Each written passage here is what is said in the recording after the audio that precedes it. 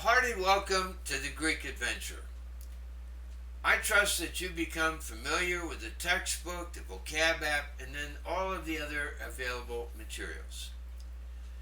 As you can well imagine, our starting point is the Greek alphabet. Now, some of the letters are similar or identical with English, and other letters are altogether new.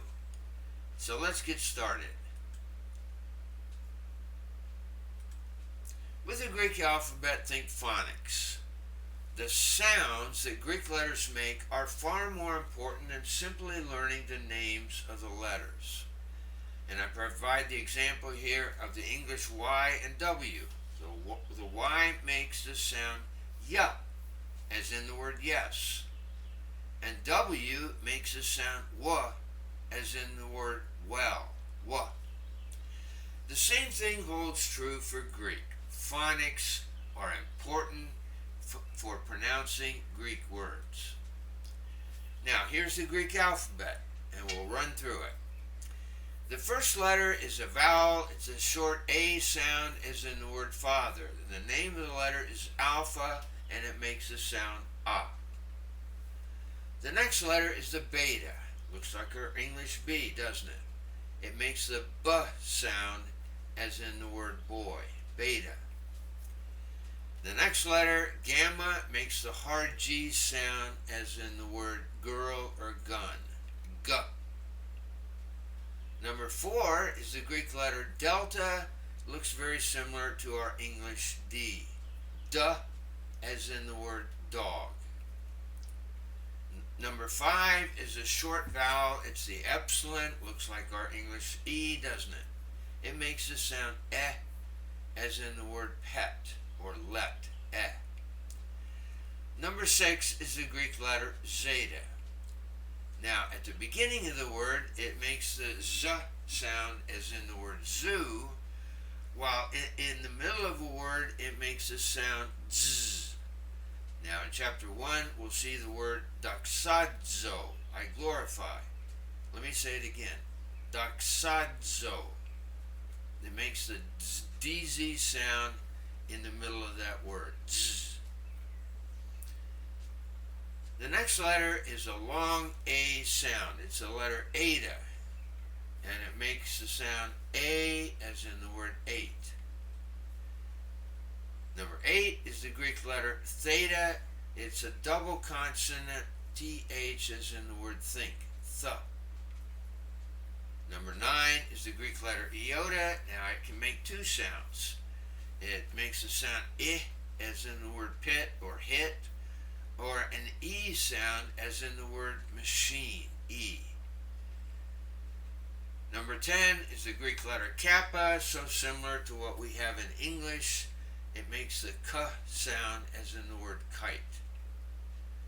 Number 11 is lambda. It makes the sound l, as in like or look, l. Number 12 is the Greek letter mu. It makes the sound m, as in the word moon.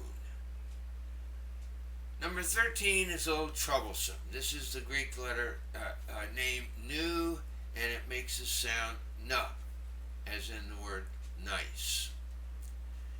Number 14 is altogether new. It's the Greek letter xi, and it makes the ks sound, as in the word kicks, x.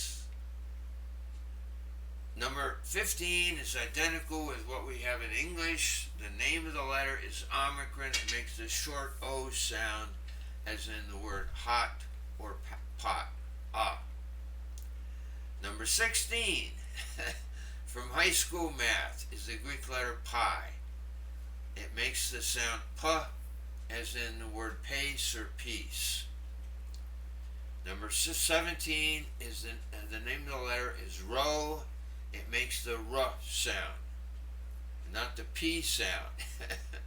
We already have the p sound with the letter pi.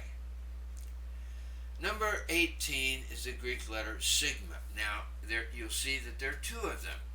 The first one is what you'll find in the beginning or in the middle of a word, and the second one is what you'll find at the end of a Greek word. The letter sigma, it's pronounced s. as in the word sun. Number 19 is the Greek letter tau. It makes the t sound as in the word tall. Number 20 is upsilon. This is a short vowel and it makes the sound as in the word put. Number 21 is also a double consonant, ph sound. The name of the letter is phi, and it makes the f sound as in the word phonetic or telephone. Number 22 is a little troublesome for our English language. It's the Greek letter chi. It's just a guttural, as in the word Loch Ness Monster or Johann Sebastian Bach or Achtung. Number 23 is the Greek letter psi. It makes the ps sound as in the word lips. And the final letter is the long O sound. This is the Greek name omega. It makes the sound O. Now our omicron, number 15, makes the short O sound. The omega makes the long sound. Now here's an example of a word where we have the sigma in the middle of a word. That's what it looks like. And here is our final sigma. They both make the s sound. The pronunciation of this word is pistis, faith, trust, or belief. Now, going back to phonics, you may want to hit the pause button, and I'm going to do the same, and let's see what you do with these words. Alright, how did you do?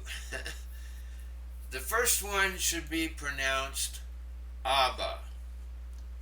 Father, dear Father. The second one should be pronounced dunamis. Dunamis. This word means power.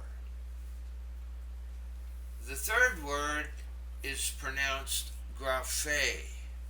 Graphe. This is a word that means letter, writing, or scripture. And the final one there, zoe. Zoe.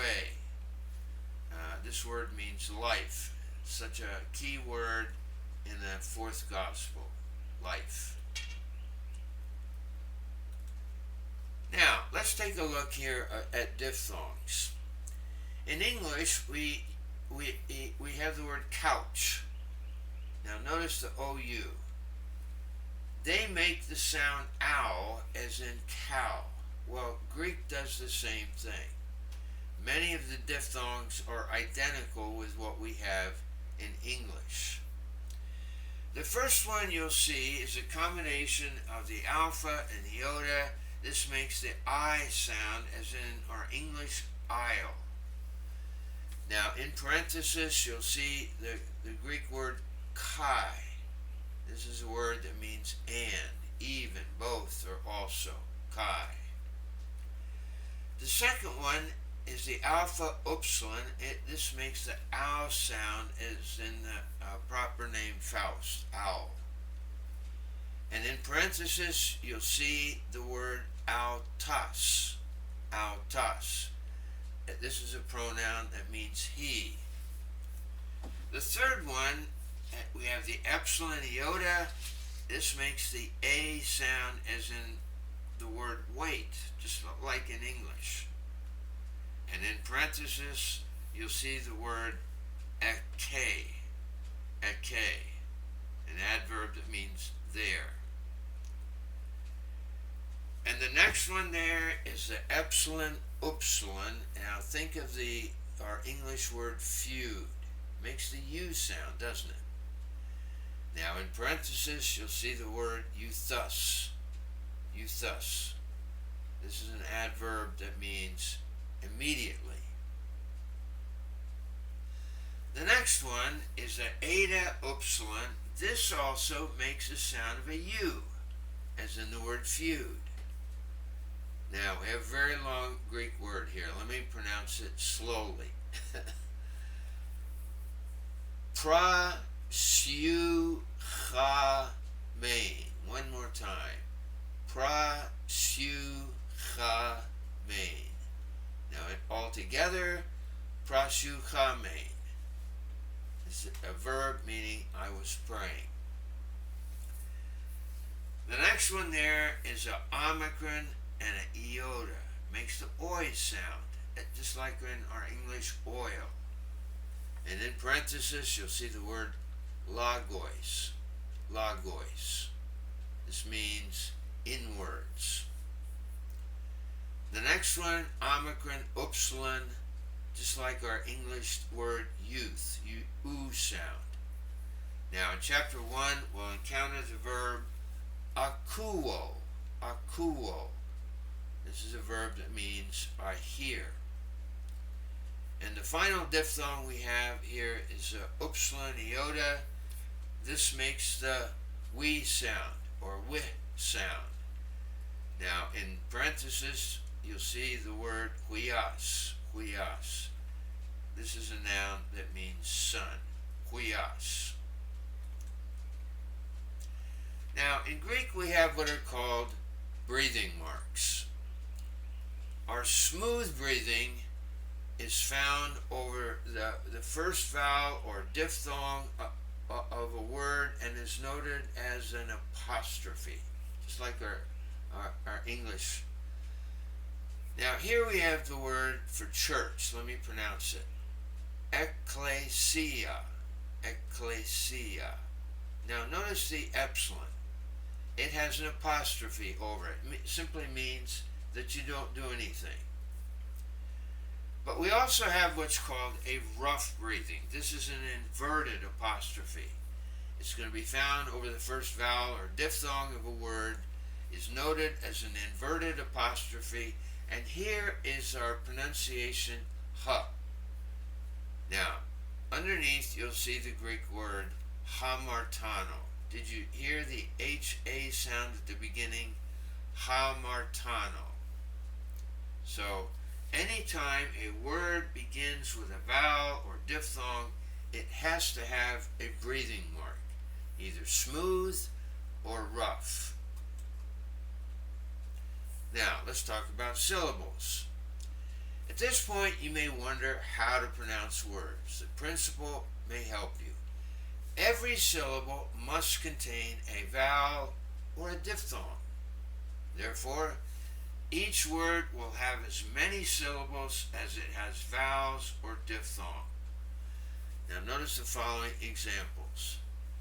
The first word is pronounced lambanamen. Lambanamen. Now notice the 4 vowels there. The alpha, alpha, omicron, epsilon. 4 vowels, 4 syllables. The second one there is pronounced anthropos. Now here we have 3 vowels, thus 3 syllables. Anthropos. We have the alpha, the omega, and the omicron. And finally, we have the word huie. Now the first one is a diphthong, hui. And the second is an epsilon. So a diphthong and a vowel means that we have 2 syllables. Huie. Now in Greek we also have accents. It simply means that a syllable is stressed. We have an acute accent. And you'll notice here the acute accent in the word logos, right over the omicron. It simply means that syllable is stressed. Logos. Did you hear how I stressed the first syllable?